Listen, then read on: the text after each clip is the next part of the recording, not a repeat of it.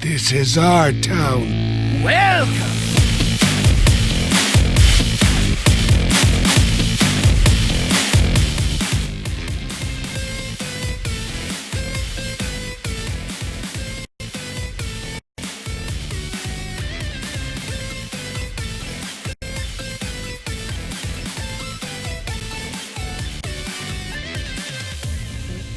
What's up, everybody? Where are we? There we are. Okay, there we are. Welcome to episode 219 of Valleytown. I'm ChanManV. Got the lovely Cora joining us today. What's up, Cora? I'm good. How are you doing, Chan? Good. Man, having a little production issues today. Man, it's been kind of throwing me off a little bit. But I'm glad that you're here today so that we can have some great discussions because there's new cards out. This is the most exciting time of the year, or at least one of the three most exciting times of the year. So yeah, what do you think so far? Just with expansion and the theme and everything. I'm very excited. Thematically, League of Explorers was one of my favorite expansions of all time, so I'm really happy that they're bringing them back. And I think one of the biggest strengths that Hearthstone has to play on is the characters that they've created and the background that they can give them. So I'm really happy that they're starting to expand on that a little bit more and give us more of that storyline with the consecutive expansions that all sort of tie into each other. Yeah. This is like the first time, right? They brought back people, right? Like, in terms of the theme itself, not just like a card or something like that. So it's kind of good to see that they're willing to do that too. So it's not just going to be continually, just forget the League of Explorers and never talk about them again. So, the last two I think has been pretty cool to see, them revisiting these characters they've created. So I've enjoyed it too. I particularly, we're going to talk about this obviously, the Fire Festival in a second, but the Fire Festival being a meme too in some ways, but at the same time not quite a meme because I was like expecting like to see tents or something, some terrible tent somewhere like on Dalaran or something, but they didn't go that far. I was a little disappointed. Not gonna lie, there was a call between one of the community managers and Chris Sierra and some of the community members, just previewing the Fire Festival before it went live. And one of the questions we had was, are you at all concerned about the Fire Festival and the potential negative connotation that could have? And they're like, well, we did it first, so it'll be okay. Dude, that's this community is all about memes. So that was a great opportunity to kind of jump into it. So, but obviously they didn't do anything with it. They were the first to do it. Fire Festival did precede the FYRE festival. But anyways, so why don't we talk about just what we've done this week? Hearthstone. We kind of started off like we always do. So have you been playing a bunch, Cora? Like what you been up to? I have been. I've actually been playing more Arena than anything this month, just because I haven't had a chance to explore the new Arena rotations that they've been doing with the different expansions they've been putting in. Yeah. And I hit Legend every month in Ladder, but Ladder not really counting for much. I'd rather take my time and just sort of get there whenever I want to with whatever I want to in the last month before an expansion comes out. So I've been playing a lot of Arena. And on Ladder yesterday, I actually went from rank 5 to rank 2 with Murloc Shaman. So I had a really good run with that. And I've been enjoying playing that deck. But sort of a more relaxed approach this month. Yeah, Murloc Shaman, still good. Not sure it's going to be good moving forward with some of these cards we're going to talk about today because of just, some of the powerful removal that we're going to be seeing. But it's good. It's nice to have a deck like that. It's nice to have a deck that's just like, there's no qualms about what it is. It's just a straight up, zoo-like aggro deck that, if you don't handle it properly and you don't play it, you have to play it properly too. Like I think people take for granted how little nuances of that deck work, but yeah, it's cool to see a powerful deck that you can climb with, that you can play quick games with. It's nice. The games are very fast. Yeah. I've still been playing Shaman, but I still play my control Shaman. I've played a little bit of the Resurrect Priest some too, just because I've lost to it some, so I just kind of wanted to experience it a bit too, but yeah, it's definitely good timing for the expansion because I feel like, nothing new's come in a long time, or not a long time, but maybe, in weeks now. So it'd be good to get some new cards in here. But speaking of Yeah. Speaking of the Fire Festival, that started about a week and a half ago now, maybe 2 weeks ago. Is it somewhere around there? And yeah, that's right? This is the second week. Yeah, this is I the think second Tavern Brawl just went live today. Okay, yeah. So it's going to be 3 weeks, and it's going to be like a lot of the other events. There's going to be some cool some cool quests that are at least going to be great for you if you finish a special fireside. The biggest thing I think to really talk about is that the Tavern Balls, like you mentioned, the second Tavern Ball's out. They've had they're going to have 3 solo adventure Tavern Brawls, so it's going to kind of feel like you're playing the solo adventures where you have to defeat 8 bosses. And the cool thing about it is that they've actually tied in card reveals to these Tavern Brawls now for the first time. So I think that the goal is 25 million bosses, like all of the players base completing 25 million bosses in the Tavern Brawl.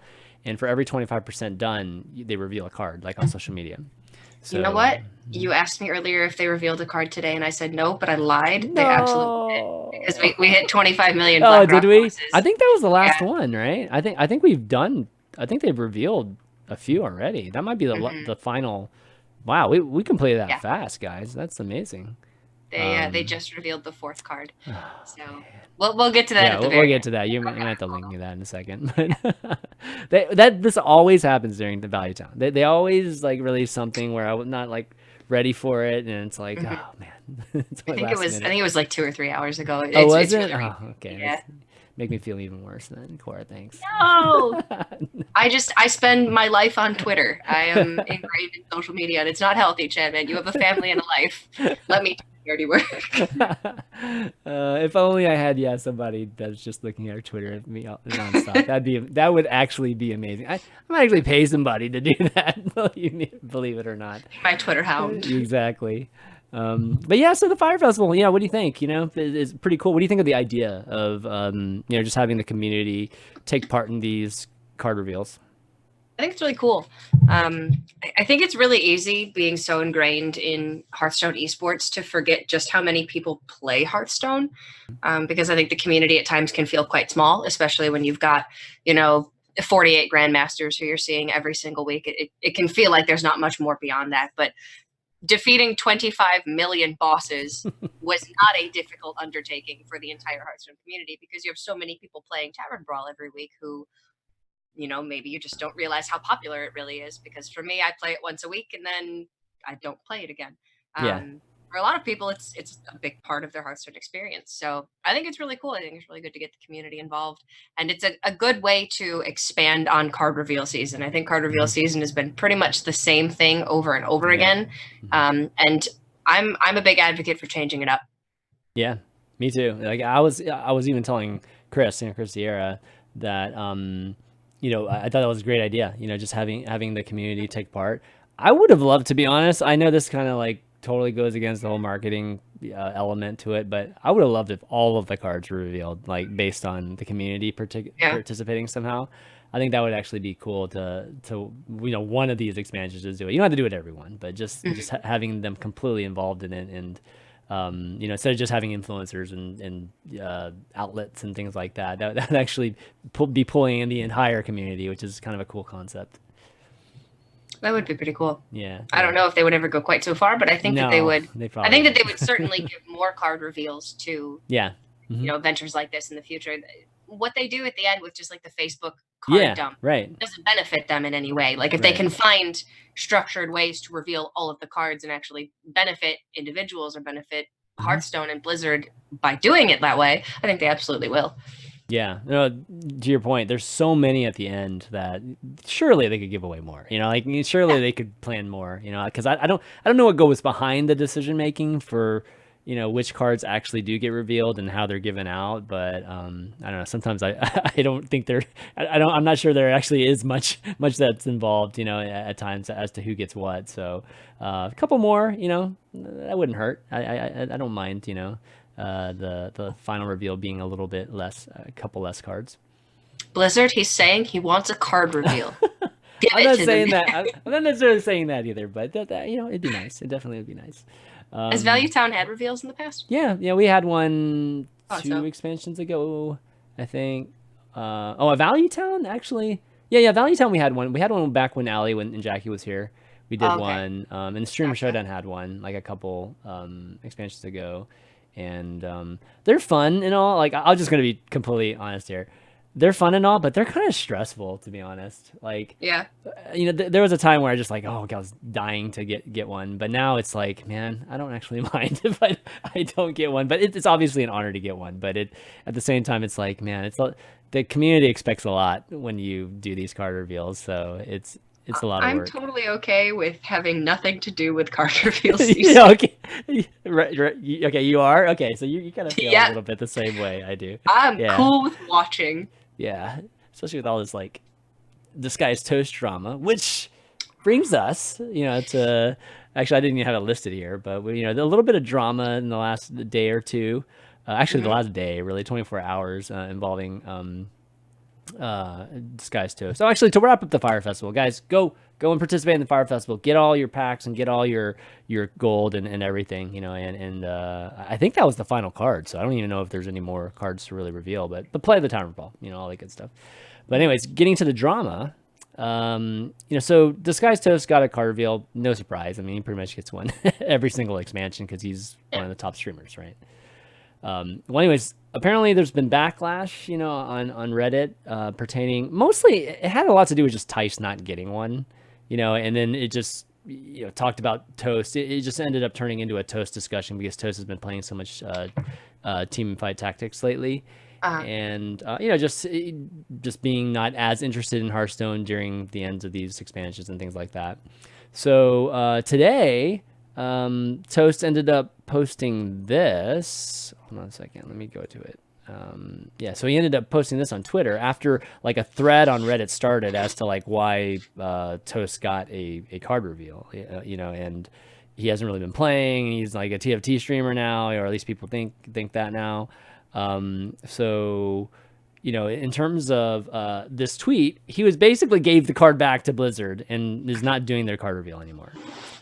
So, I don't know. Like, I guess thoughts on that, Cora. Like, just this whole thing about Toast and him giving it back, and just the community reacting in that way, especially because Tice didn't get one. I think Toast has given so much of his career to this game, and I think regardless of what Toast chooses to do with his time now, he's still going to be a member of the Hearthstone community. He's still Toast. DisguisedToast came from Hearthstone, and he's never. It's not like he's come out and said he's never going to play Hearthstone again, like Hafu did. And complete respect to Hafu. She's a freaking queen. I love her to death. But she just isn't happy playing Hearthstone anymore. Toast never said that. He just has been playing TFT because he's enjoyed it. So I think we're probably going to see Toast streaming Hearthstone again when the expansion comes out.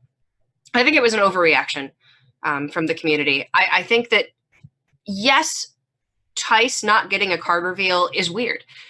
Because Tice is one of the top Hearthstone streamers who's been committed to Hearthstone throughout its entire existence, and I think that should be rewarded.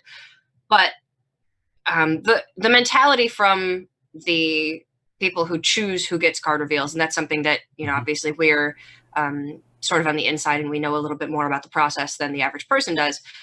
They want to help grow the community, and they want to help grow different language streamers or smaller streamers, people like Regis Kilbin, for instance, or Slissa, who've been getting a lot of attention lately because they've been on the come up.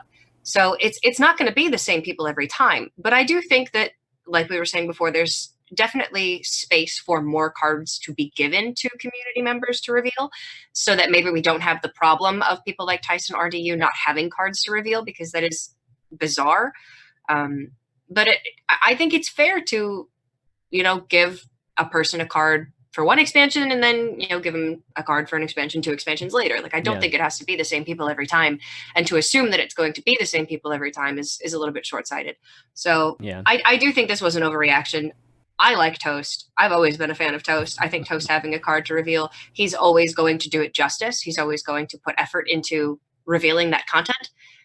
So I think that the community being up in arms over this is just, it's weird. Like, I think that they feel betrayed almost that one of Hearthstone's most popular streamers has gone and done something else. But so what? Yeah.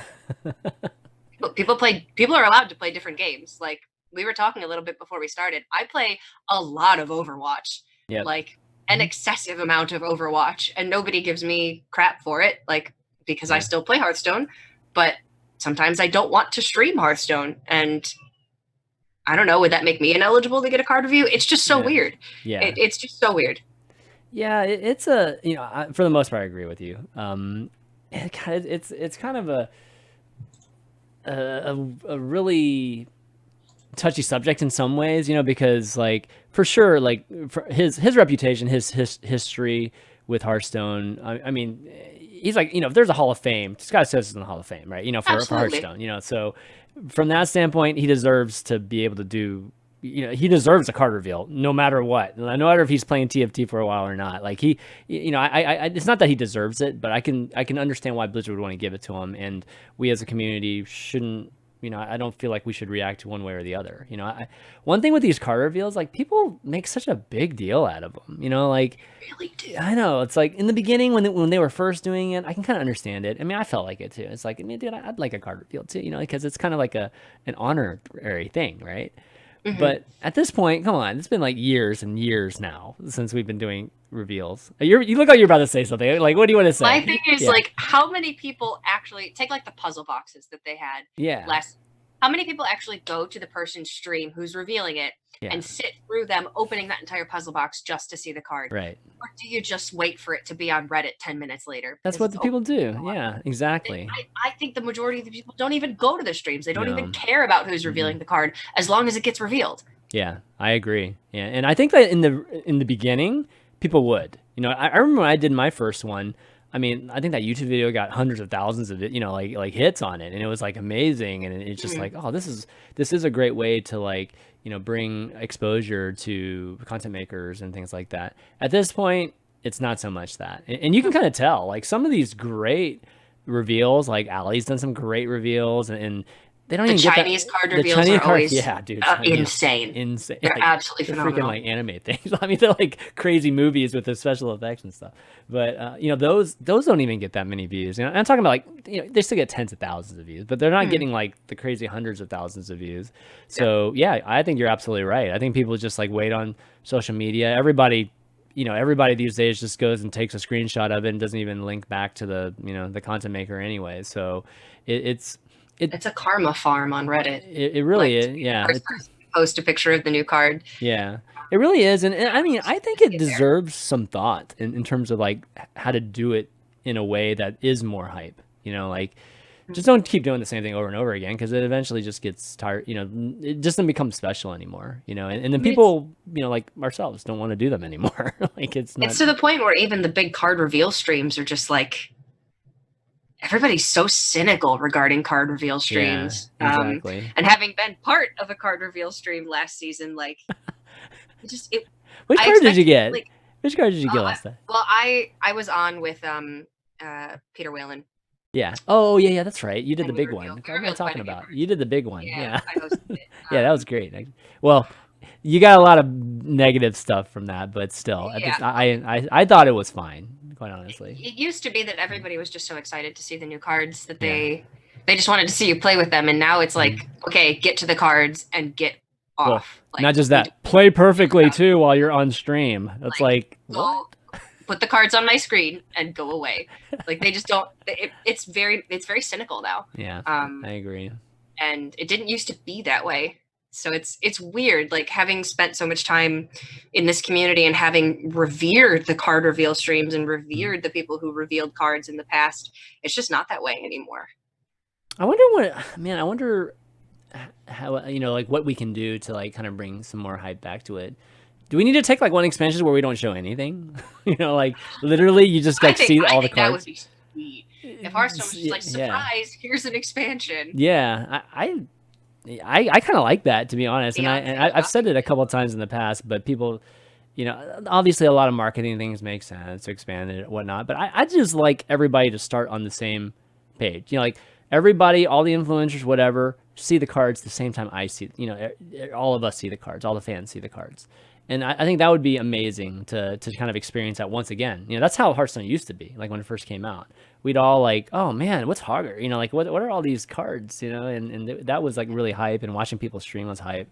Now it's like, man, not as big a deal. So yeah, I think some of that needs to be reevaluated. But getting back to Toast, I think that today's just today streamers and whatnot, they're not going to just play one game anymore. Like it's not quite variety gaming, like not outright, like literally play every single AAA, game that comes out, but it's definitely streamers will have their primary game, and then they'll play at least one or two other games, probably one other game on the side, just to stay sane. That's just healthy to be able to do that, right? I mean, even if it's taking sponsorship deals and streaming those games, like Tice was streaming Skylanders for a while, and apparently nobody remembers that, but it happened. Of course. But wait, Skylar. But he played. Oh yeah, he played it. He played a little bit of Skylanders, right? Like, was it just for ads, or was it? I think it was. Was it mostly for ads? Yeah, I think it was I think it was a sponsorship deal, but he played it a fair bit. Yeah. I don't know. That's different though than I think it's all a bit petty. I think Toast is going to be a part of the Hearthstone community for a very long time, and I think to write him off because he's been playing TFD for the last few months is just like, man. I think Toast is just a very polarized person, a very polarizing person too. Like, there are just some people who really do not enjoy his stream for whatever reason. Well, you can't please everybody, like, yeah, of course. There's no question Toast's content has changed over the years. Like his YouTube videos were completely different. Like he wasn't as much of a personality back then, as much as as much as he was more of a educator in some ways, right? Like those YouTube videos. So now he's just he's a personality. So what you get from his stream and what you get from, not so much his YouTube videos, but definitely his stream. I guess his YouTube videos are a lot of highlights too. It's going to be different. I remember interacting with Toast like in other people's chats back when he was just the guy who would make the interaction videos and the bug videos, and it's kind of incredible how much he's blown up over the last several years. Yeah, absolutely. And the career that he's managed to make for himself, and I respect him so much. I guess for people who just didn't know him or know of him before he became very popular, that they don't know any better, I guess, than to see him as this personality that I think he sort of puts on, honestly, for his audience. So, and that can be a rather polarizing personality, I guess. Yeah, absolutely. I mean, for sure. His ascension is he's definitely one of the top streamers like on Twitch right now. So I think that having coming from the Hearthstone space, we've got like a couple of the top Twitch streamers coming from the Hearthstone space. So we should be proud of that. We shouldn't be we shouldn't be criticizing them like this and possibly chasing them away from the community, which is like the last thing we want to do. Thankfully, Toast has got imagine if the community saw that Toast was getting a reveal and we're like, oh, this is awesome, Toast is getting a reveal, Toast is gonna play Hearthstone again. Like, we always want Toast to play Hearthstone. If the community had welcomed him instead of being like, give your card back, you scumbag, you traitor, how dare you reveal a Hearthstone card, you left us and we never want you back. I know, I don't get it. Come on. Yeah, come on, you think he's gonna want to stream Hearthstone now? Like, there are a lot of people who really like watching him stream Hearthstone, myself included. Yeah, I mean, it comes with a territory that there's going to be a lot of, just a vocal minority that doesn't like your stream. Crip has his share of it, and so it's just Crip doesn't reply to any of the stuff, on Twitter or Reddit like Toast does. So, but anyways, in the end, he gives back the card. They're probably not giving it to anybody. I don't know what good that was in the end. So we'll see. Yeah. I don't know what they'll do with it. I don't think they're going to give it to Tice. They shouldn't give it to anybody. Yeah, that'd be bad. If they do give it to somebody, then that's going to be giving the naysayers too much power. I think, sorry for the person they give it to if they give it to somebody. Yeah, because nobody wants to play second fiddle. That sucks. or they're just gonna go, oh, you know, really sucks. Toast died for you, you know, like that whole thing, right? Like you're gonna be known as the person who got a card reveal because Toast didn't want it. Yeah, exactly. That's no fun for sure. So all the community really has accomplished here is seeing one less card. Yep. Early. Or at least having, you know, or seeing one less cool content, you know, cool video or a cool stream being made from it. So they'll probably throw it in with maybe a card reveal stream or they'll just dump it at the end. Who knows? But I kind of like the boxes last time. You know, it's like I was kind of hoping they would do. Yeah, right. I liked the boxes. Yeah, I thought the boxes were very cool. I don't know what they're doing this time. Maybe they're not doing anything. Yeah. I don't know. Well, it sounded like Toast knew what the card was because he responded to a few comments, like saying something about Battle Cry. So he already knew what the card was, so it wasn't a box for sure. I'm not sure. You know, who knows? Hopefully, it's something different. But all right, but you know, it's good to have a little Hearthstone drama from time to time. We don't get too much of that these days. Hearthstone drama used to be so good. I know. Yeah, it did, right? Gosh, man. The early days of Hearthstone, we had, goodness gracious. We need Raynad back on the scene, dude. That's what Raynad was the catalyst for so much. He really was. It was great though. It was definitely great. Whether it was like people he put on his team who didn't actually exist. Oh gosh, or people he pissed off. Or teams he made. He still will stick by Magic Gaming existing. So to this day. You know what? If he changed his story, it wouldn't do him any good. I guess not. All right. Well, we've got a bunch of cards to talk about, but before we do, just want to let you guys know that we today we are sponsored by Candid Company, which, if you guys aren't familiar with it, they are you know, they're a company that has alternatives to orthodox, you know, braces. So let's see. If you want to get your teeth fixed, you know, and the last thing we want to do is to wear braces. That's you know, you can actually go to Candid and get these clear alternative braces. It's pretty cool. My son actually recently like had to go in, and we've had to talk about it. So we've been, you know, thinking about different options as well. So the Candid has orthodontist who's like licensed in your state, and they create like this whole treatment plan for you.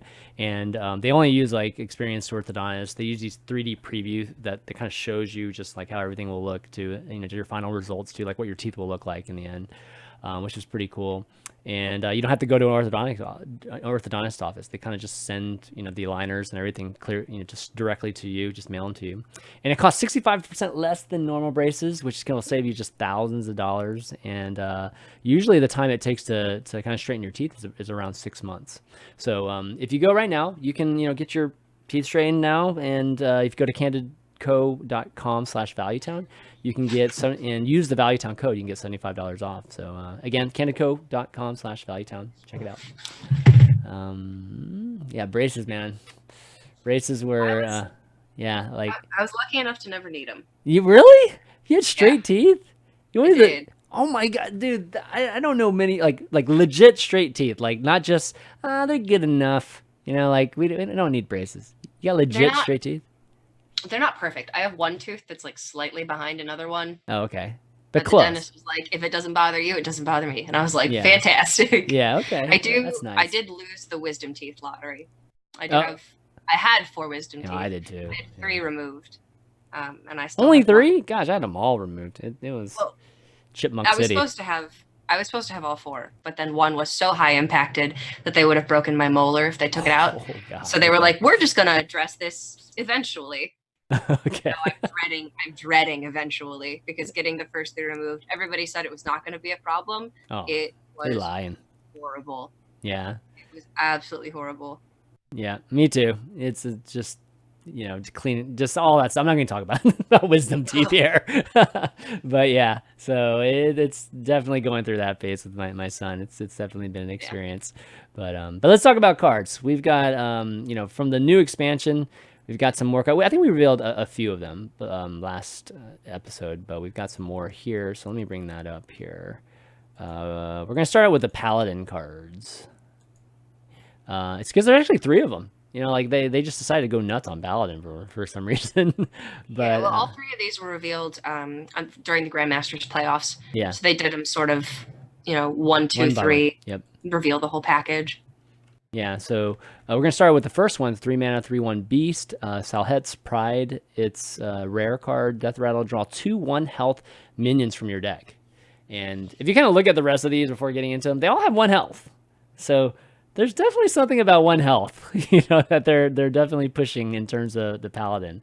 So what you think about this? I think as a package, it's okay. I could see this potentially being somewhat of a zoo paladin, utilizing magic carpet, maybe. Oh yeah. Salhet's Pride's Death Rattle obviously working similar to Christology, though with health instead of mana cost, or health instead of attack. Excuse me. I think these are okay. I don't know that this by itself is enough to give us a brand new archetype of paladin. I think they're going to have to push for it a little bit more. But it is possible that they've got other cards in the set that will be building towards, an aggressive paladin, the first one that we've had since Odd Paladin, when Baku rotated early. Yeah, like this does seem to be an attempt to start getting, some of that kind of wide dude paladin, odd paladin, like you said, type of archetype back in the game.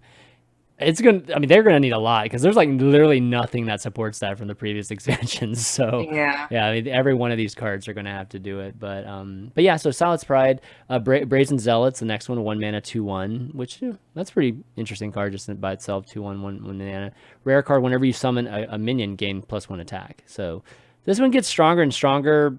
I don't know. Best case, it just trades with something, that's worth 2 mana, 3 mana. And yeah, it's kind of weak. Just anything with 1 health, that's tough without like Divine Shield or anything like that. I just don't see how that survives. Like a Pyromancer just like is a 1 card answer to a lot of these things. I mean, just think about the best case scenario, I guess, with this card is you play it on turn 1 going first. On turn 2, you play a 2-drop or 2 1-drops, and then you have a 3/1 or a 4/1. It's dealing early damage. It is really hard to keep it alive unless I suppose your 2-drop is the 2 mana 2/2 that gives Divine Shield. Yeah. I mean, yeah, it's not very exciting for this card. It's right. Okay. I think it's okay. I think in Arena it's going to be good. I think in Wild with like Muster for Battle and Shield and Minibot, but this is probably really good. Okay, yeah, that's fair. Last one is Sand Wasp's Queen. It's a 2 mana 3/1 again, Beast. Yeah, all these beasts now, in Paladin. It's common, Battlecry, add 2/1 Sand Wasp to your hand. So this one, I understand the Battlecry for this one. This one feels like a, token druid type of card. But in terms of, again, 3/1, attack's nice, but the one, again, at 2 mana, that's pretty bad. But you got to give up some value to get two cards in your hand, basically. I could see this with potentially like Glowstone Technician buffs. Hand buffs, yeah. Yeah, it's not bad, but it's like every rogue is going to have a clear on 2 of your minions for, just one of their own hero powers. Mage can clear everything up quite well. So the classes that I guess Paladin is already weak to, it's going to remain quite weak to with these cards. But again, there's a lot that we are missing out on from the Paladin class for this expansion. We haven't seen the legendaries yet. So maybe they could synergize. Yeah. There's obviously something going on with the 1 mana. I mean, there's got to be either a card that buffs the 1 health cards, or something that gets extremely cheap because of these 1 health cards. There has to be. Like, these are too weak otherwise, for me to imagine them, being good. And not to mention these removal cards we're about to talk about. I mean, this just gets demolished, by these kind of cards. So I'd have to predict it's something to do with Divine Shields, or I don't know, something that protects these cards a bit better than what we're seeing right now. You think they would have led with that, though? Like, why not lead with that card and then just go nuts with, like the cards that actually follow it up? So I don't know what they were thinking about. Yeah. They want to be like, these 3 cards, they're not great, but bam, now they're great. Yeah, exactly, right. So, okay, we'll have to see with Paladin. Paladin, it's already got some viable things. Obviously, we've seen in like Grandmasters, people playing Paladin, but not as good on the ladder. But I still think that they have some relevancy even with that, if these cards miss a little bit. Okay, let's see. The next ones we got here are yes, I like these. We got Priest card, Psychopomp. It's a 4 mana, another 3/1. A battle cry, summon a random friendly minion that died this game. Give it Reborn. And for those you don't know what Reborn is, Reborn, folks, is a new keyword that what it means is when it dies, it comes back as a 1 health version of itself. So in a way, it's kind of like a resurrect with like 1, like a 1 health type of thing. So with this one doesn't have the rush like we saw with the previous Reborn card that was revealed before. So a little bit different in that way. Well, it actually gives it to something that it summons. So what do you think about this? This is like the resurrect theme, of course, but it's got this little nuance of Reborn. Psychopomp's insane. Yeah, I think it's just insane. yeah. 4 mana with the battle cry to summon a random friendly minion that died this game, which you're assuming in a deck that you're going to be playing this card, you're going to be playing minions that can benefit from being resummoned for 4 mana. So typically very powerful minions, and give it Reborn, which means when it dies, it comes back with 1 health. It's the redemption effect. Yeah. I think inherently this is going to be inconsistent, and you're going to obviously have to probably play 2 copies of Psychopomp in any deck that you're wanting to play this card. So you could always have the potential to resurrect itself. Maybe there's Northshire Clerics in the res pool, whatever. But I do think, in a deck that wants to play this card is going to be inherently very, very good. You know what's funny about that? Because I agree that it's going to be very good. If you play 2 of them, the first Psychopomp actually messes up your resurrect chances, right? So Yeah. that's kind of an interesting dynamic to it. But yeah, I think the cards that are, even just now, right, are being run in the Resurrect Priest or some of them are interesting. Some of them are just taunts and it's not as big a deal. But some of them actually resurrect one at the end of turn, or do all kinds of crazy stuff like that.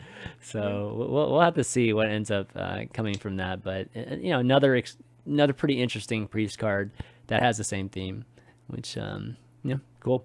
Let's see, the next one we got here is a rogue card, and this is 1 mana so it's a Plague of Madness, one of the plagues.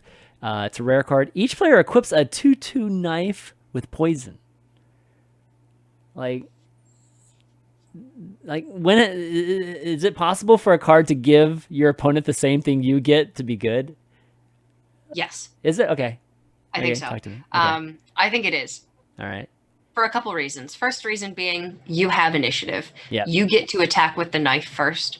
Mm-hmm. And you get to build the deck that wants to play this card, that wants to benefit True. from this card. True.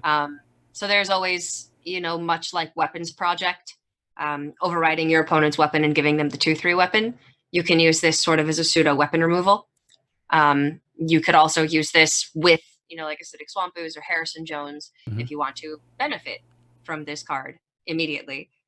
You could also play this card with like Captain Greenskin to give you more swings on the knife. I just see a lot of ways where this can be very useful. Yeah. And I think it's pretty good. Okay. Yeah, for sure. It's very similar to people playing Weapons Project and playing Harrison Jones. You get the card draw. So, definitely from that standpoint, it is good. But man, if my opponent ever got to keep a 2/2 knife, I mean, it's basically unplayable until you do get that scenario, or unless you're in a bad spot. Yeah. You have to think, though, that a lot of Rogue's minions are pretty small, pretty unimpactful. Like, I don't know, like Swashbuckler, or any of the lackeys or anything like that. Yeah, any of the lackeys. Like, a lot of what they're playing is not doing a whole lot on board until Rogue wants it to do a whole lot on board. So yeah, you have to think that the poisonous factor is going to be more impactful for the Rogue than it is for the Rogue's opponent. Right. No, that definitely makes sense. And it's a 1 mana card too. That's absolutely comboable, with a lot of different things. Very much. All right, so the next card, this is like one of my favorite cards. The 3 mana Bees with four E's. Yeah. And choose a minion. It's a druid code common. You can play 2 of them. Choose a minion, summon 4 1/1 bees that attack it. So you can think of it as like a removal card, right? That, instead of attacking, doing 4 damage like a Shadow Bolt or something like that, it just attacks it 1 at a time, which, you're like, wow, what does that do? Well, clearly what is that? So much. I know. Much. So much is right. Yeah. So the fact, the bees are obviously beasts as well too. So, there's synergy with so many cards. I mean, I think that's what's exciting about it. Just by changing, like a removal to be attacked like 1 at a time, it's like an arcane missile with minions. It ends up making a huge difference. So yeah. So let's list out some cards that synergize with, like Knife Juggler. Acolyte. Line Cracker. Line Cracker. Yeah. Acolyte of Pain. Yeah. Acolyte of Pain. God, can you imagine if you got a Berserker? Is it Berserker? The 5-mana 2/7. Oh yeah. That's right. Yeah, that's right. So it has to hit the same target though. So it's not like you can like choose each one. So that's a little bit of a nuance. God, can you imagine if there's a Hunter card? Oh my God, that'd be like crazy. For how you Cardigan in the chat says Cult Master. That's absolutely correct. Oh, I didn't even think of that one. That's 4 cards. 4 cards. Woo-hoo. Killer. The big thing that people immediately figured out that was actually confirmed is bees will trigger overkill. So with Line Cracker, if you summon bees to attack Line Cracker will overkill and double its attack 4 times. And if you do 2 copies of bees with Line Cracker. Oh my God! With like Loop's Glorious Gloop, or with like Innervate, Coruscant and Wild, whatever it may be, and then 2 copies of Earth and Scales, you can gain over 2,000 armor in a single turn. It's easily the best card so far. Like it's the most dynamic. 2,000 armor. You know what Shutterwalk players had to do to get 2,000 armor? Oh my God, that's crazy. So if you cast a bee like on something that has like 1 mana, let's just say it's one of those Paladin cards, right? You just cast it. It only has 1 health. The 3 bees live, right? They just sit on the board, right? Like, okay, yeah. I mean, man. So it basically has overkill too, which is like the bees survive, right? It's an amazing card, like crazy good card. Witch's Cauldron and Raid Leader as well. Yeah. I think that's why they essentially killed Token Druid with all these other cards, these removal cards that they're coming in with, so they could create this crazy powerful new thing with Druid. Card's nuts. Yeah, so good card for sure. Can't wait to. This is definitely a card I want to try out on the first day. It's amazing. I think Druid needs some help, so I'm okay with this card being really good. Mm-hmm. Okay, so let's talk about, is this what we're doing? Shaman? Let me see. Yeah, yep. So, okay, we got Shaman cards, and we've got 1 Warlock card. So the first Shaman card we got is Weaponized Wasp. Wow, it's got like crazy eye beams. 3 mana, 3/3 beast, another beast. Battle cry, if you control a lackey, deal 3 damage. Wow, it's almost like a fire elemental at 3 if you actually have a lackey on the board. Really encouraging lackeys to be played in Shaman, which they don't get played at all in Shaman right now. Or at least I've seen it rarely, but for the most part, meta-wise, it's not being played. Mm-hmm. Sludge Slurper is pretty good. You'll see Sludge Slurper in Control Shaman and Murloc Shaman. Yeah, that's true. But like Evil Cable Rat, for instance, you'll never see. They are getting the Evil Totem, which is just a 2 mana 0/2 at the end of your turn. Put a random lackey in your hand. Yeah. So it seems like they're trying to push it a little bit, but not a terrible amount just yet. Yeah. Man, if you can get that 3 damage, crazy good card. Yeah. If there's some kind of one, like the Slurper's 1, right? So if you're taking Overload, so it's kind of a clunky type of thing. But if you can get like a new lackey that's 1 and a new lackey that's 2, oh man, this card could be crazy in terms of tempo for Shaman. Somewhat similar to Merkspark Eel. Yeah. You think you could kind of like work some of this lackey stuff and this into the Murloc deck, or not possible? Think so? I do. I don't think the Evil Totem would go in. No. But just because you already will play Sludge Slurper, mm-hmm. I would think that you would need maybe to play Evil Cable Rat, or for there to be another Lackey Generation card that would fit. But I think this is good. Yeah, I think this is definitely right on the fringe of playing. It really just depends on what the rest of the cards will be in this expansion. Next card they have is Earthquake. So 7 mana. There's a spell. It's a rare one, and deal 5 damage to all minions. Then, due to the aftershocks of the earthquake, then do 2 damage to all minions. So clearly something addressing death rattles, and I think right, like the 5 damage hits, and do the death rattles trigger, and then the 2 damage hits too? Yeah, right. Yeah. So so like for Soul of the Forest, for instance, that's a perfect example. I think this card is great. It's going to be very dependent on what the meta looks like, as to say whether this is stronger than like Volcano, for instance.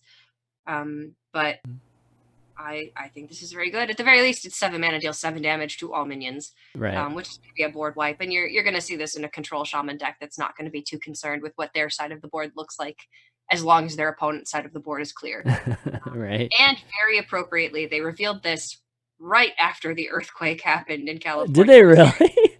Oh man, I have to wonder. That. Did they see these earthquakes happen and were like, oh, this oh, come on. Push really? This one up or putting it out. No, marketing takes precedent over civilian responsibilities. I really wonder. Or human responsibilities. Wonder, or if this was just scheduled and it just happened. Oh, God. That's such a scary proposition if that actually was the case. But, yeah, I agree, too. It's a, from someone that's actually played a ton of Control Shaman recently, I mean, shoot, I'd take this any day. Like this is, instead of having to wait for my plague, and have that timing, just be able to take this right off the bat. I mean, that's absolutely going to help me in my, my mission as a Control Shaman. So, I'm actually surprised they gave Shaman this card, like something that's just so definitively a clear, like it's not quite, whatchamacallit, a Psychic Scream, but it's pretty darn close, like this is a million times better than, I mean, think about it, like Flame Strike. I mean, this is like just like almost twice as good as that. So, and it's a little strange for me because I don't think Hag's Scheme is a bad card, and I'm not unhappy to play Hag's Scheme. But it seems like they're really pushing like a battle cry oriented Control Shaman, and Control's got a fair bit of catching up it has to do right now. I think this is not a very control oriented meta. The most controlling deck is like Bomb Warrior, and even that's trying to kill you. Yeah. So I'm not mad that they're giving this archetype some help. Personally, this is one of my favorite archetypes to play. So yeah. Okay, we'll see. I think it's a little much. I mean, I would have liked to seen just like something that was just like absolute 5, because I like this scheme because there is a nuance to it, right? Like you have to try to get it in your mulligan, or if you don't get in your mulligan, if you just draw it, you have to delay for a little bit of time, which usually when it comes to Control Shaman, it's like healing, like you figure out a way to heal, like just to be able to build up your scheme to remove. So that dynamic's always been like really fun for me when I'm playing it. This is just like absolute. So I think, we'll see how this, there must be some other stuff that's coming out that I think that addresses this. This can't be just for Soul of the Forest, like just like stomping on token druid. That would be pretty crazy. Okay, so we got Imp Bombing here, 4 mana, a Warlock card, rare. Destroy a minion, shuffle 3 worthless imps into your deck. So, destroy a minion, you can just stop right there. I mean, like that's pretty good. I mean, that's already like good for single target, absolutely better than Siphon Soul and, like things like that. And then throwing those cards into your deck, I'm trying to figure out, like, is that bad? Is that good? Like, what do you think? So you can compare this directly to Blast Crystal Potion. And the question then is, which of these outcomes is better for you? Would you rather lose one of your mana crystals, or would you rather shuffle 3 worthless imps into your deck? Yeah. And I guess it's going to depend a lot on what kind of deck you want to play this in. I do think with the Warlock quest that they revealed, they're going to be leaning quite heavily into like a plot twist control style Warlock. And I think this card would fit into it, but then shuffling 3 worthless imps into your deck is probably worse than losing a mana crystal. Yeah. I also think that you can probably play this in a zoo deck because 3 worthless imps in your deck isn't going to matter as much because so much of the power from that deck is going to come from those first few turns before this card is even active, or you're going to play this card so late in the game that it's not going to matter. In which case, I think this card's really good. So either way, I think this card's going to be played. It's just difficult to say whether it is, I guess, better or worse than its direct competitor, which is Blast Crystal Potion. But seeing as Blast Crystal Potion is in Wilds, it doesn't really matter. Yeah. I think this card, like you said, it can be played in anything, any Warlock archetype, just because it's a remove a minion for cheap, So just the fact that you can remove a minion and still possibly play something behind it, is just really great. So yeah, I mean, Blast Crystal Potion is obviously a great comparison, but yeah, I see this one card being played, and I'm just curious to see how bad these worthless imps will actually end up being, because if they're not bad at all, then this card is just off the charts, So we'll have to see what other Warlock cards come with that. All right, so we're down to just the Mage quest now, which is, oops, still have embalming here. We've got this is a really cool picture here, like Reno. Raid the Sky Temple of 1 mana spell, or 1 mana quest, legendary of course. Quest cast just 10 spells, which 10 spells actually is kind of a lot, actually. But you really have to build around it to be able to cast 10 spells at a very cheap amount of mana. But the reward is an Ascendant Scroll, and the Ascendant Scroll is a hero power, and it is add a new hero power that replaces your old one. Add a random mage spell to your hand, and it costs 2 last 2, so you get like the discount of the mana that you're paying for the hero power, which is awesome. So 10 spells, like how hard is it to, like, how many turns do you think it takes to cast 10 spells? With Cyclone Mage, not that many turns. I think 10 spells kind of is and isn't a lot of spells. If you think about it, Ray of Frost with Twin Spell is 2 spells. Magic Trick is giving you additional spells. Conjurer's Calling has Twin Spell. And seemingly you're going to be playing all of these spells with Sorcerer's Apprentice, so they're going to be discounted. And you'll have Mana Cyclone with Elemental Evocation, which is free to give you additional spells, a lot of which are going to be very cheap.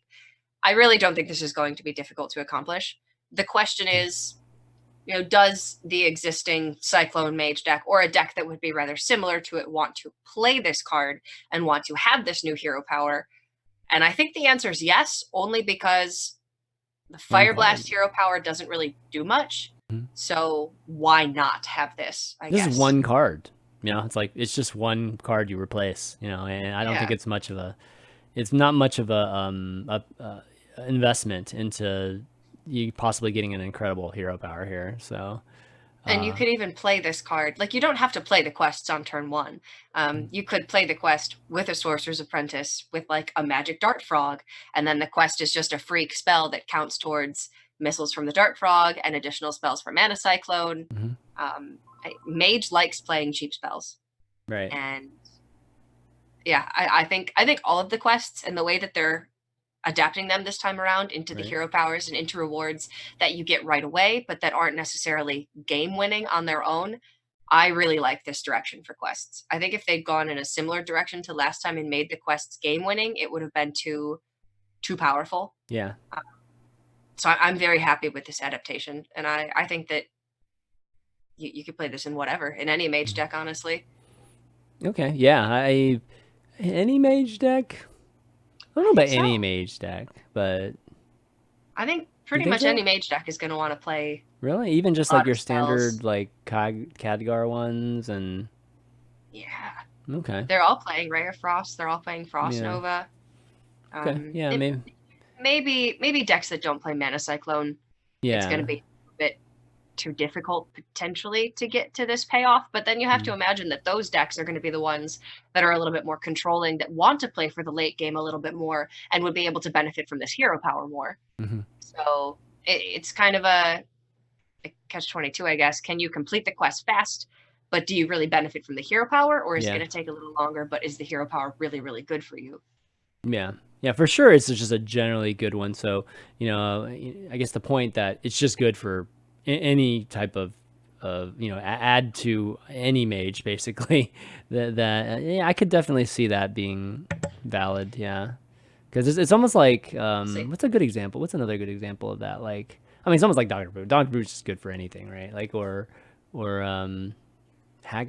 No, we don't play Hagatha. Do people don't play Hagatha in Murloc, do they? Yeah, they do. Do they? Oh man, I didn't realize it's just that. a value generator against. Yeah, so it's just like an auto ad for anything. I guess this could be an auto ad too for mage. It's sort of like the Druid quest, for instance, which is just like end 4 turns with any unspent mana. You could accomplish that in any deck. Yeah. In absolutely any deck. So it is sort of seeming like, with the exception of the Warlock quest, which is, I think, draw 20 cards. Oh god. Well, you can do that with. Certainly need to involve plot twist. Yeah, I think. Plot twist has to be in there. Yeah. So I think you'd have to play plot twist with that one, but the other ones all seem to be very low limitation to accomplish the quest. I kind of hope it's not an auto ad in every deck. Like that kind of makes it a bit not as interesting, because it's just generally good. It's like adding any super OP card, right? So yeah, I guess we'll have to see. A random spell, I mean, it's kind of like Hagatha, right? You're gonna miss like half the time. But the fact that you get a discount here is huge. That's like a big deal.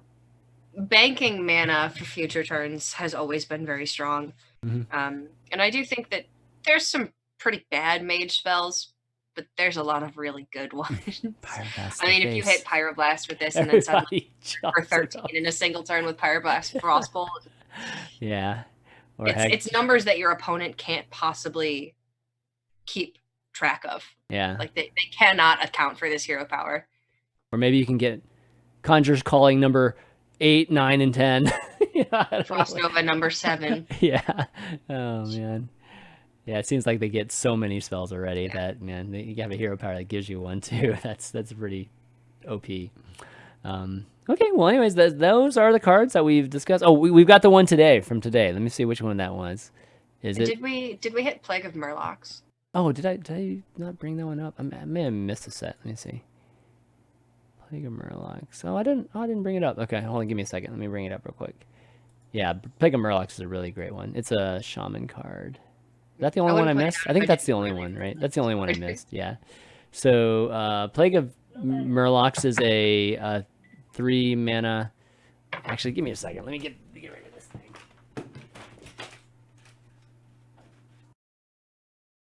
I almost tripped over.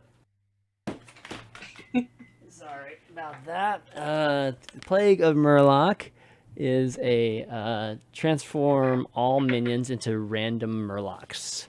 So it's an epic card. You can play 2 of them, and it's basically like a devolve. But I think it's better. It's better than a devolve, because Murlocs generally aren't super great, right? Like, I see this as potentially a devolve and an evolve. Devolve and an evolve. Oh, I see. For like a Murloc deck. Yeah, I'm sort of seeing this like in a Murloc deck. Like Murloc decks right now are playing Thunderhead with like Voltaic Burst and Sludge Slurper for those sparks. If you can transform sparks into Murlocs, while at the same time potentially taking your opponent's board of giants and turning them into, Murlocs that are objectively worse for them than they are for you, because you have Cold Light Seer and you have Murloc War Leader and things to actually take advantage of the Murlocs. I think this card's absolutely insane. It's crazy. Yeah, multi-use. Yeah, multi-use, right? Yeah. Like, I mean, when you can basically devolve your opponent and evolve your own into something that synergizes, that's crazy. Yeah. Super and I think that's probably its best case scenario, but I don't think it has to be used to make your own board better. But even just taking a couple totems and turning them into Murlocs, on average, is going to be better. So yeah. I mean, removal is pretty easy. I mean, I think that Plague of Murloc with Lightning Storm pretty much removes almost everything. Like, if you don't roll 3, you might leave a, 2/3 or the 3 health minions. But, I think it makes removal outside of Earthquake, like pretty reasonable, no matter what turn it is. And it's freaking transform. So yeah, minions exactly. that have buffs, minions that have death rattles, minions that have been magnetized. Right. This is Mech Paladin's worst nightmare. Yep, it's true. Yeah, so another Why is great this 3 tool. mana? I know, Why? right? I mean, the number. I mean, you could literally evolve. You know, like transform 14 minions on the board for 3 mana. Oh my insane. gosh. That's insane. I think this is going to be a card that very quickly could be broken. This is getting my broken radar going. Dude, I can't wait. I can't wait for Murloc Shamans to run this, and then there's like 3 or 4 bluegills that have like plus to like buffs on those. Like 5 bluegills. Oh, God, that would be so you're like, oh. 30 damage on the board. Exactly. You know that's gonna happen. That's definitely a YouTube video for sure, waiting to happen.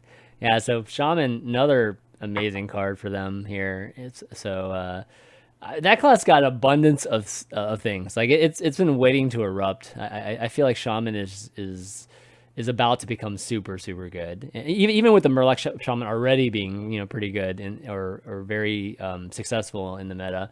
I think it's about to get even stronger, to have control added to it, and Murloc get potentially even better.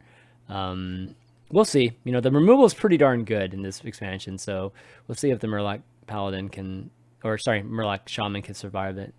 That'll be a pretty good dynamic. So there's a new card too, right? Like what is this new card here? Let me see. It is. It's in the form of video. Gosh, man. All right. It's Oh, it's an armadillo or something. Yeah. Okay. All right, let me bring this up. It's called Armageddillo. Like Armageddon. Okay. Armadillo. All right. Interesting. All right, let me take this one off and put this one on. Here we go. All right, so it is a warrior card. 6 mana, 4/7 beast. It's just all about beasts. This expansion. It's legendary. Taunt at the end of your turn. Give all taunt minions in your hand +2/+2. Yeah. Okay. And it's at the end of your turn. I mean, it's one of those things where if it lives, it can do it maybe twice. That would be. I mean, what are some good taunt minions that we play in Warrior right now? Zilliax. Yeah, that's about the only thing I can think of. Zilliax. That's pretty much it. Yeah, no, yeah, that's about it. So because of that, I don't know how great this card is, unless there's going to be a lot more small taunts coming up. But for the most part, there's not really. This reminds me of, oh geez, what was it called? Grimy Gadgeteer. Oh, the 2/7 one. 4/3. No. At the end of your turn, give a random minion in your hand +2/+2. It was a 4 mana 4/3 from me in Streets of Gadgets on. This reminds me of that a little bit. Obviously, this is more powerful. Yeah, this is better. I think this card's really good. It has taunt. 6 mana 4/7 is consistent with like Violet Warden and Archmage as a stat line. Yeah. It's a beast. Ooh. It has taunt, and it's like a crazy upside end of turn effect. Well, no question, the card in a vacuum, just assuming that there are good just taunt minions to play, is super good, because you're guaranteed to have it done once, right? Like you're guaranteed to get the +2/+2 to however many cards in your hand, like at least one time, and it only needs to be buffed one time to really give out a proper value from it. So it buffs itself, or it buffs other copies of it. I think that there almost certainly will be a class taunt minion revealed that goes with this. Actually, Cardigan says Amani Warbear. Yeah, Amani Warbear could be pretty solid with this. This is the following turn too, so you get a 6/9, or you get 7/9 coming out of the gate, and that's true. That's pretty good. That's actually a good point. Are there any other? Just because that has rush, I don't know if you could potentially build an entire rush style deck with this card. Probably not. Yeah. Somebody said it would have been broken with pre-nerf chain gang. I don't know. Post-nerf chain gang, is that bad? I mean, that's pretty good too. Like that's not bad to run with this. At least one of them gets buffed. That's fine. I think that would That's be a good okay. card. Yeah, I think this is a good card. Pretty exciting one to Oh reveal. wait, I'm just like not looking. It's a legendary. Yeah, there's only one, so you're not gonna I'm have just like two of not them. looking at Yeah. what rarity this was. Okay, yeah, so there's only one. Well, that explains why it's freaking insane. Yeah. Super good. Just a matter of, I mean, I don't have all the taunt cards in front of me, but you know, as long as there's taunt, even a 5/4 Ziliax is pretty dang good, and it can be more too. You know, like if this thing lives a turn, you're getting +4/+4, like on 1, 2, 3, 4, whatever cards in your hand. So it can be pretty crazy. Is it good enough to build an entire deck around? I mean, it's always questionable with one legendary, but you know, if you can figure out some type of, you know, control or something that does already have a bunch of taunt cards, then this could be a good addition. So yeah, how many taunt? Well, there's the taunt mechs too, right? Like there's the 2/6 that is it 2/6 or 2/5? I forget. Security River does not have taunt. Yeah, you're right. Oh yeah, he doesn't have taunt, right. Right. It's just the 2/3 there's taunt. There's Rusty Recycler. Yeah. There's Ziliax. I think that's it, right? Yeah. So, you know, maybe there'll be more that they add, but even if they don't, you know, it'll be kind of interesting to see somebody build one. You know, build decks with these not so great cards before, but with this, you know, would be a lot better. Okay, well, anyways, that wraps up the card reveals, and in a couple weeks, you know, well, I'm sure we'll have a bunch. Oh, here we go. Hecklebot damage Cyclotron. Damage Cyclotron. That's a good one. Yeah, Bronze Gatekeeper. Bronze Gatekeeper. Yeah. There's something there. There's definitely something there. Yeah, might not be like top tier, but there's definitely something that's fairly solid. Like I don't know how you win. You know, it's like, how do you win? You get out a bunch of these, like, yeah, sure, you get +2/+2 on these taunts, but is that good enough to win? You know, like, there's still no bursting or anything like that. Is it ever going to be enough to convince you to not just play Bomb Warrior? Well, you don't have to convince me very much to not play Bomb Warrior right now. I just purely out of interest. Like I'm kind of tired of playing Bomb Warrior. Like I loved it like when it first came out, but now it's like, oh gosh, I see it all the time. So on Grandmaster. All right, speaking of Grandmaster, we actually had the playoffs happen this weekend, and it's kind of a separate note, but I've like if it, you know, like I wouldn't have known it was happening, believe it or not. Like I didn't actually even realize it was the playoffs until I happened to be using my app that my site I've been building, Juked, and I actually ended up, you know, seeing it, and I was like, oh, perfect. So I ended up watching. I caught the very end of APAC, but then you know, obviously I watched a lot of the Europe and of course the Americas finals, or the playoffs in the end. A little bit of drama there too, or just a tiny bit, you know, with some disqualification, or at least match disqualifications because of decks, you know, like basically playing wrong cards. But for the most part, it was pretty, you know, great to see just the top players kind of going at it. What'd you think? What'd you think just generally before we kind of get into the winners and everything? It all feels very strange to me still, I think. Oh, really? Okay. Yeah. Just what part? Well, they announced the global finals, and the fact that the global finals is only going to be 8 players this year, and it's essentially our world championship. Yep. That's just taking a lot to get used to for me. I don't know. Grandmasters has been very sort of up and down in my mind. It's been a lot of repetition. And just a lot of the same decks over and over. And I've watched a lot of it, but I've never watched any of it with intent. You know, like I've sort of had it on in the background and I've like glanced at it, but I haven't really, like, it hasn't kept my interest like a lot. So I don't know. I think that we certainly have 3 very deserving champions from each of the regions. Yeah. And I think that the global finals is going to be fantastic, but I don't know. It's just very. I know what you mean, though. Yeah, I kind of felt the same too. You know, it's like it's a combination of things that they can't really help, but at the same time, I feel like there's something that should be done.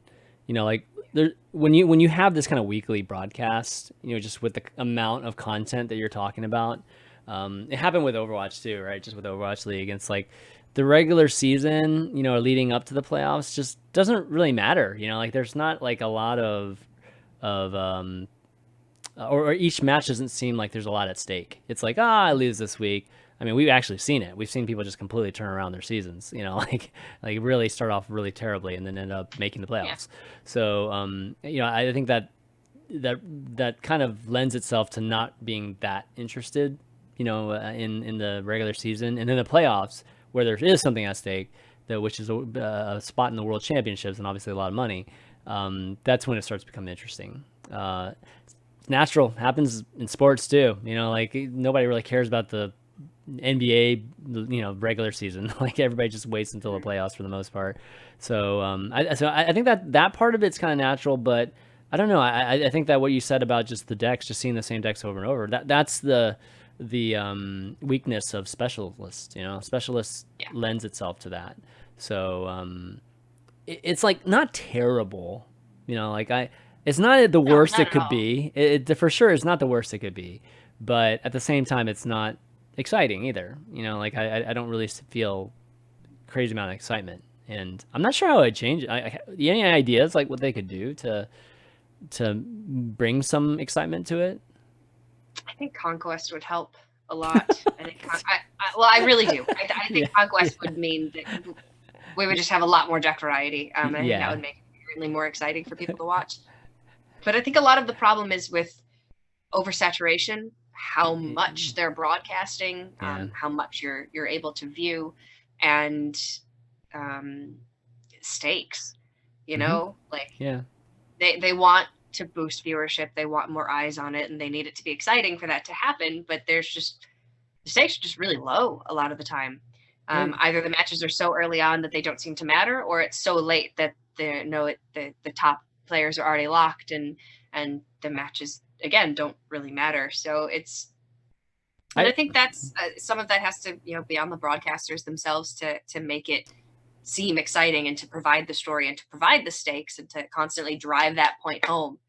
But I mean, you really think so? You really think like, I mean, I don't think the broadcasters have been doing a bad job. I think they've been doing as good as they can, in my opinion.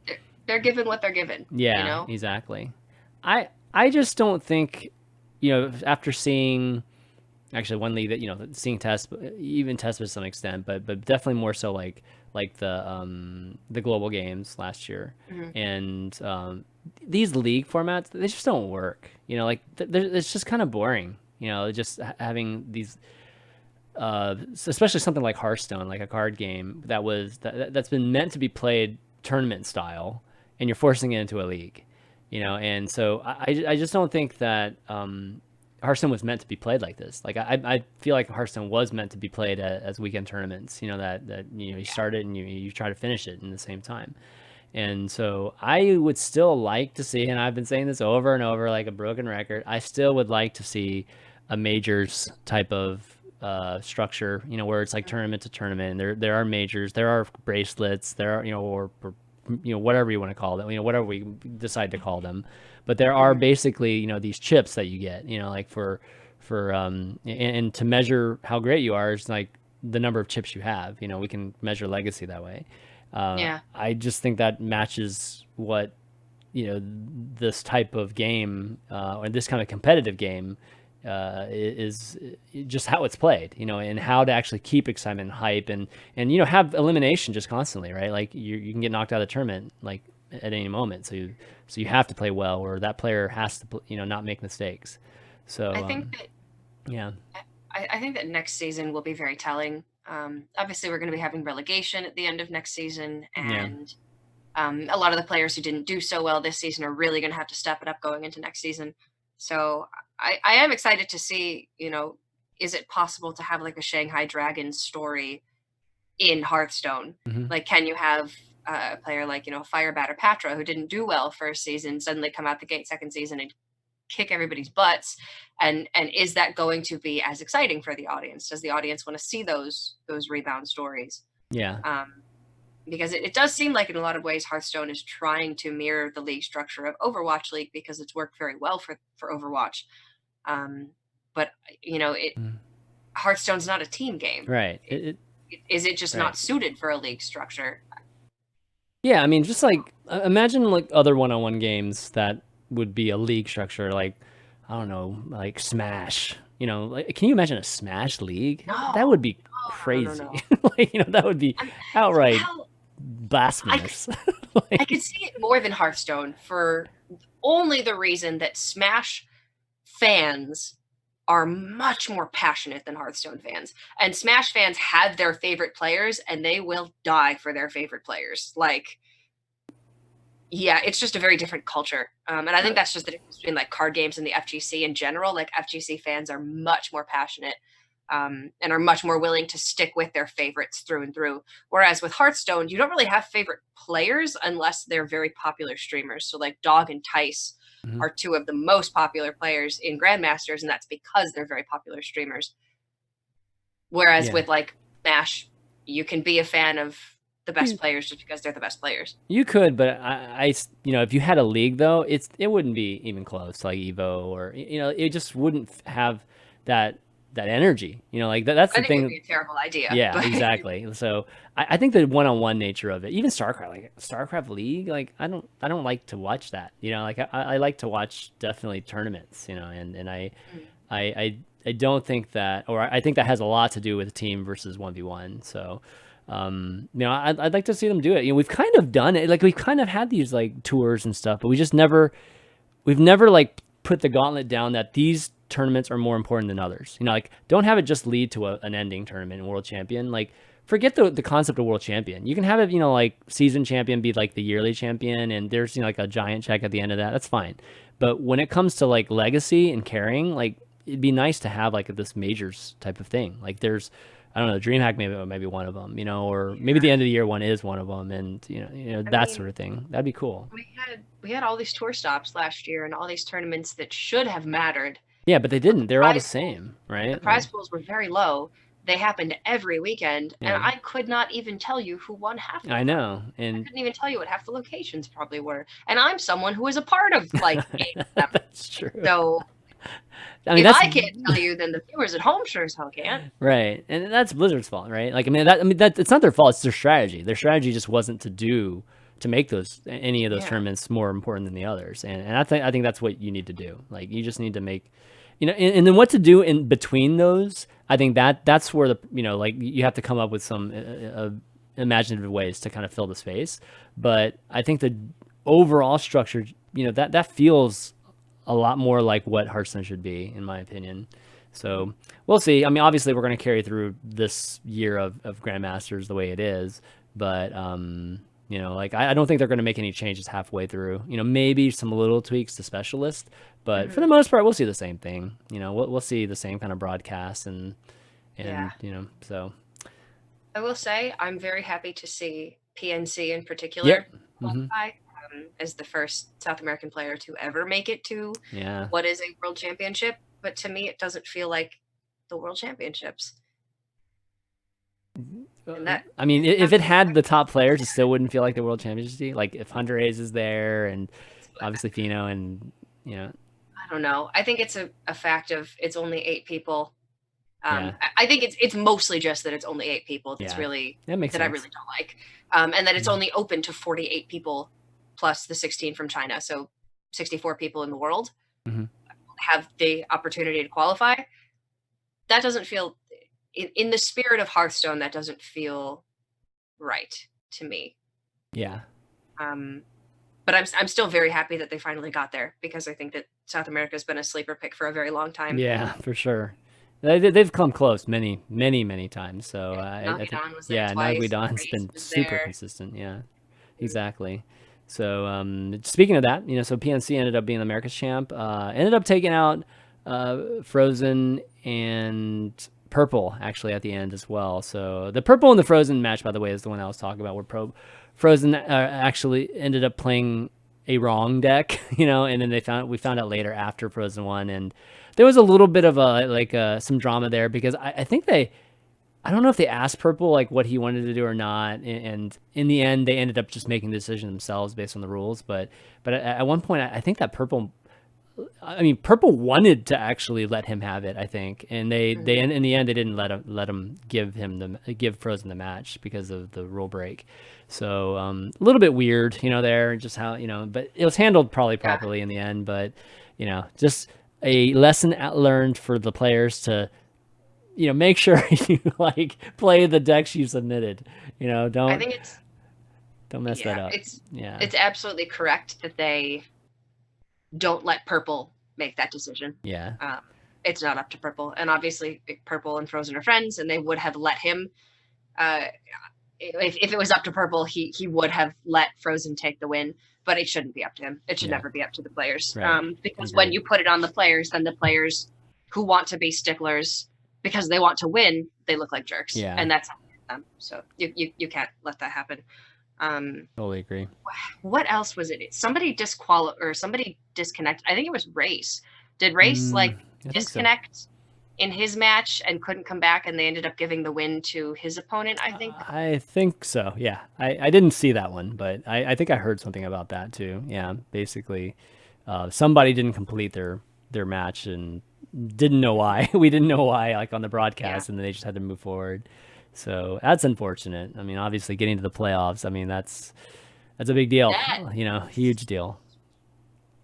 That bothers me more. Just because, oh man, that feels bad. The thing with Frozen, like, that is in his control. He messed up. And I'm sure he feels terrible about it, but you know what? It happens, but it is on him. With Race, that's just probably a factor of where he lives. And that feels really bad. Yeah. Especially, like, can you imagine if it was like old style and it was, like playing all those, I don't know what it, playing all those tournaments, tour stops or whatever it was, and you qualify for this thing, and then you all of a sudden you lose connection. That would just, at least this is like a little bit less grueling than that. But at the same time, an opportunity to lost there.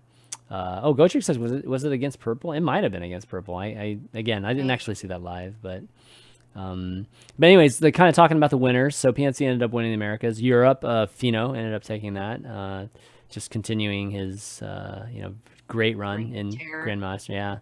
And then APAC, Surrender ended up winning. So great to see Surrender on top again. Like we kind of missed him the last year or two. So some expected names. PNC not as expected, even though he's a solid player, but I wouldn't say I'd expected him to get through it. But they're going to be at BlizzCon. The BlizzCon's bringing esports back, from a standpoint of Hearthstone, and so that's pretty hype. I think that's a great decision by them. That is something I'm very happy about. Mm-hmm. I'm really happy it's back at BlizzCon. I think BlizzCon needs competitive Hearthstone, and Global Games just wasn't enough of a draw. So I am very happy about that. I think that's a good decision.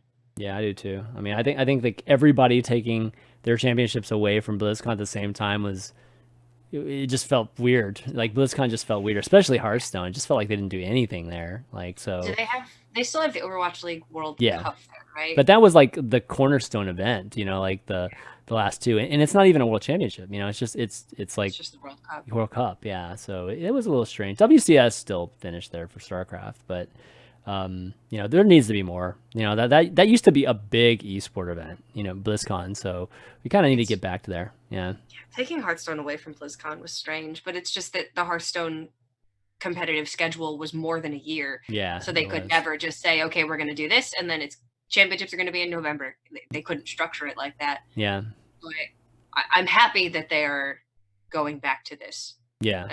I mean, it was sound logic to take it off, because people are watching Overwatch, or people are watching, World of Warcraft, or at the time HOTS, and they're not at Hearthstone, right? Like, it's just distracting from not being able to focus only on Hearthstone. So it made sense. It totally made sense. But at the same time, that's like their cornerstone event of the year, and to not have it be hyped, it's super weird. It was definitely very strange the last year or into. So bad news though for me is that we're not going to be doing Streamer Showdown at BlizzCon because of it.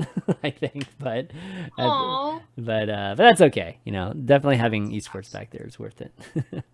Okay, well, anyways, we're going to take some questions here, guys. So feel free to type out your questions in Twitch chat, and then we'll wrap things up. But before we do, I just want to give thanks to some of the folks that support the show, and those are our patrons at patreon.com/valuetown. And we've got a brand new producer, Bennidge. So he's our legendary producer. So big shout out to him. And we've got Bryce L, Vincent F, Alex F, Bruce W, Michael O, Philovirus, Aaron B, Michael V, and Code Chemist, just to name a few.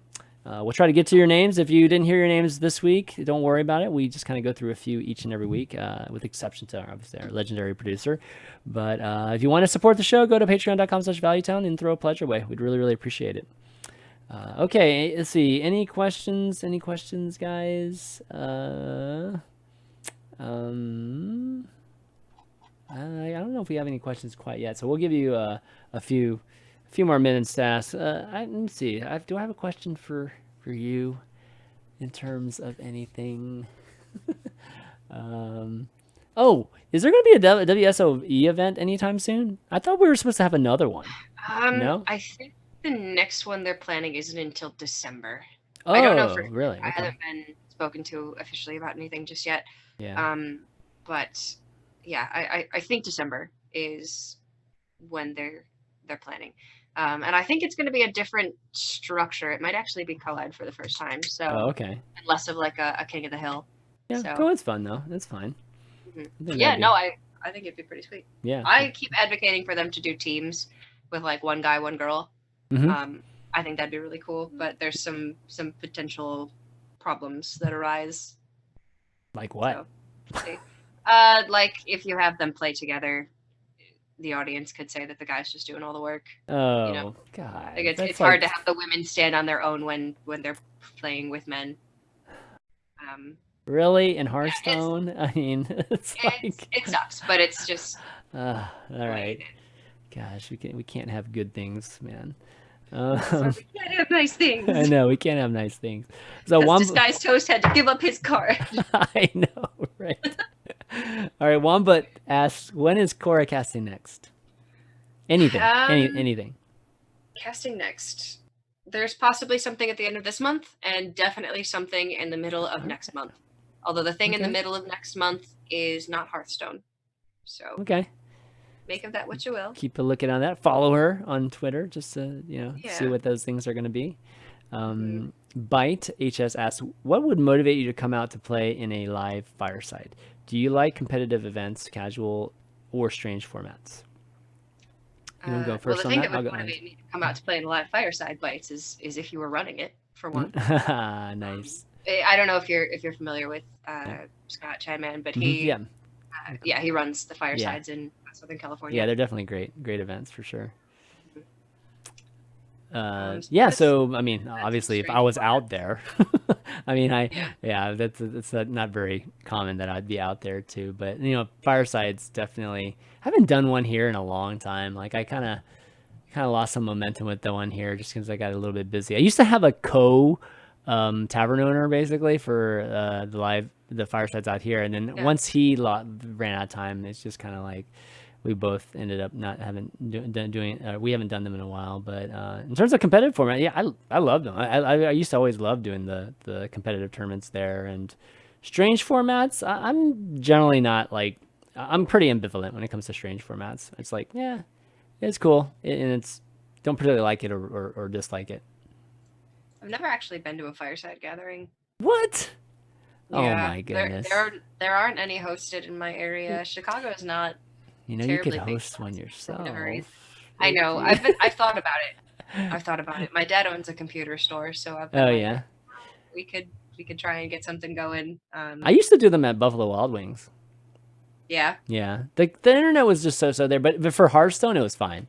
For like watch parties, oh god, it's a different story. But for Hearthstone, it was actually fine. And actually, I met Celissa there. Celissa, like, did you really? Yeah, Celissa went to she actually won. Would she win one of my? I think she won one of my tournaments actually. Hell yeah. So it's kind of funny. Long ways from there now. Celissa's, definitely been doing some good things. Let's see. Cap 107. What's a class archetype you miss and wish would receive more support in upcoming expansions? Ooh. I mean, I miss Shutterwalk Shaman, but I don't think it should receive reports. Really? That's right. You were an expert in Shutterwalk Shaman. I Combo forgot about Shutterwalk was the last deck that I've been like Yeah. really attached to. Yeah. I know what you mean. I Like, miss it.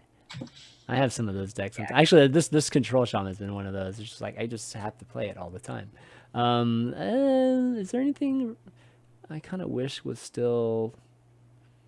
I'm trying to think of anything that needs like support. You know, like I feel like everything was pretty darn good before. Maybe like I kind of miss. What do you call it? Some type of like death rattle. I mean, it used to be death rattle hunter. You know, like just the kind of like big death rattle plays. I kind of miss those. Whether it's druid or it's hunter, you know, it'd be nice to kind of see some of those like beast, you know, crazy plays. But yeah, outside of that, I can't really think of anything I super miss. I think the combo archetype in general, I'm missing right now. There just really isn't much as far as like decks that you build around one specific outcome, other than like Holy Wrath Paladin, I guess. So I'd like to see some more combos, some more OTK. Yeah, we've seen Pogo Hopper recently, kind of not OTK though, but yeah. When that thing goes, man, it's pretty impressive. It goes hard. It goes really hard. For sure. GoTrix says, Shama, do you think we could run into the Gen Baku problem that certain cards, hero cards, are too strong, so they have to pre-Hall of Fame them, like Dr. Boom and Hagatha? I don't think they're too... I mean, Dr. Boom's pretty strong. Is it strong enough to... I mean, I don't think they would Hall of Fame them. I think Dr. Boom could just still use a nerf of some sort. I don't think Blizzard would ever Hall of Fame outside of the Hall of Fame schedule. So if they were going to Hall of Fame them, it would have happened at the same time as Gen and Baku were Hall of Famed. Yeah.